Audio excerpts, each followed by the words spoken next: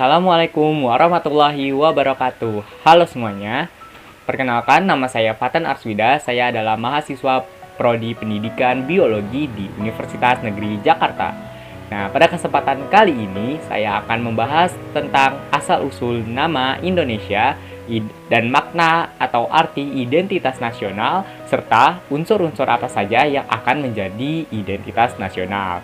Dan kita akan membahas tentang tingkah laku, adat istiadat, dan kebudayaan yang nantinya akan menjadi unsur dari identitas nasional itu sendiri. Tentunya itu adalah adat dan kebudayaan di Indonesia. Nah, yang pertama, asal-usul nama Indonesia itu sendiri. Nah, Indonesia itu diambil dari dua bahasa, yaitu bahasa Latin dan bahasa Yunani. Yang dimana Indus dari bahasa Latin yang artinya Hindia dan Nesos yang berasal dari bahasa Yunani yang artinya pulau. Tapi Nesos ini akan berubah menjadi jamak, kalimatnya menjadi Nesios.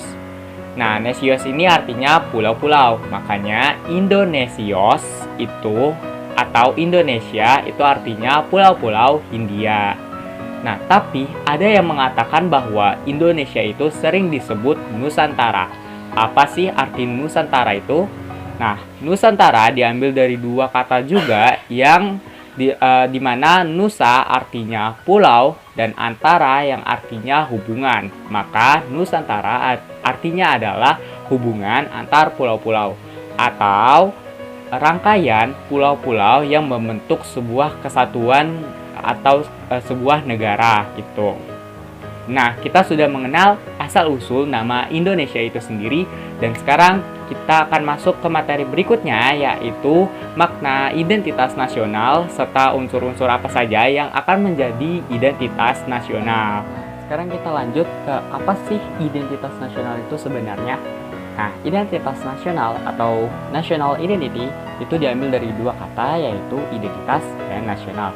Untuk identitas sendiri itu berarti sebuah ciri-ciri, tanda-tanda, atau keunikan dari seseorang atau sesuatu hal yang membedakan dirinya dengan hal yang lainnya.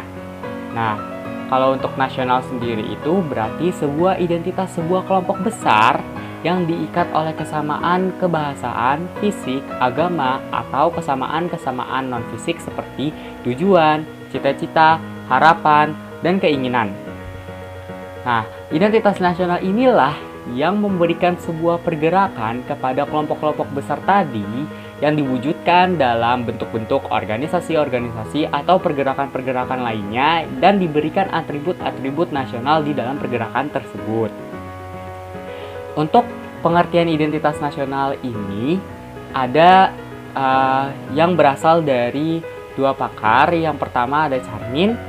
Ini mengatakan bahwa sebenarnya identitas nasional itu berarti sama dengan jati diri nasional dari kelompok-kelompok besar masyarakat yang bersatu di dalam sebuah bangsa.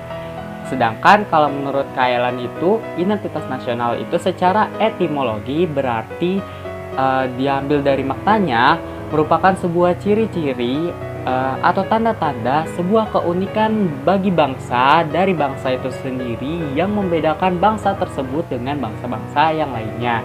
Itulah pengertian dari identitas nasional dan sekarang kita akan masuk ke unsur-unsur apa saja yang tergolong ke dalam identitas nasional. Oke, di sini apa aja sih yang menjadi unsur-unsur dari identitas nasional itu sendiri? Nah, di sini ada dua pernyataan, yaitu menurut Ubaidillah dan Winarno. Kalau menurut Ubaidillah itu sendiri, unsur-unsur identitas nasional itu adalah seperti pola tingkah laku, di mana di setiap wilayah atau negara itu pasti membentuk sebuah karakter tersendiri yang menjadi identitas.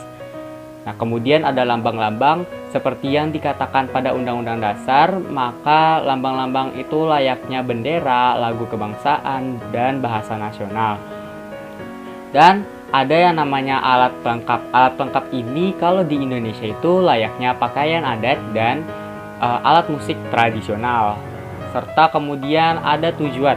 Tujuan ini seperti yang sudah dikemukakan di pembukaan Undang-Undang Dasar 1945 di mana Indonesia ini memiliki cita-cita, tujuan, dan harapan bersama dari rakyat bangsa Indonesia itu sendiri.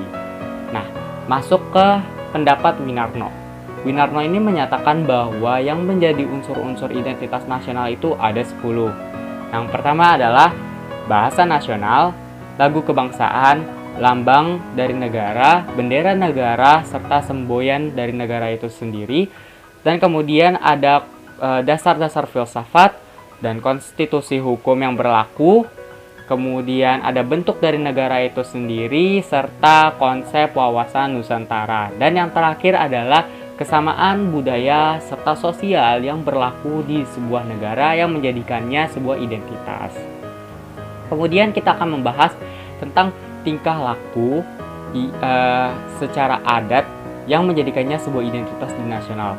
Nah, ada di Sumatera itu ada acara Tabuik, di mana yang kita pernah dengar. Tabuik itu adalah perayaan hari kematiannya cucu Nabi Muhammad.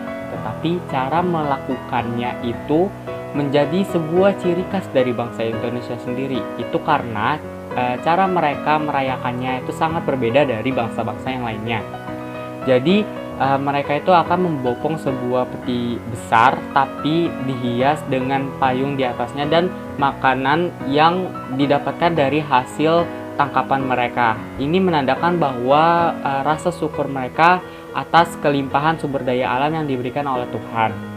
Nah, inilah yang masuk ke dalam tingkah laku, dan peti tabuik tersebutlah yang menjadi sebuah alat pelengkap di mana ini sebuah satu kesatuan identitas yang menggambarkan bangsa Indonesia itu sendiri, tetapi masuk ke dalam cara mereka merayakan suatu event atau suatu hal. Ya, cukup sekian pertemuan kali ini, kurang lebihnya saya mohon maaf. Wassalamualaikum warahmatullahi wabarakatuh.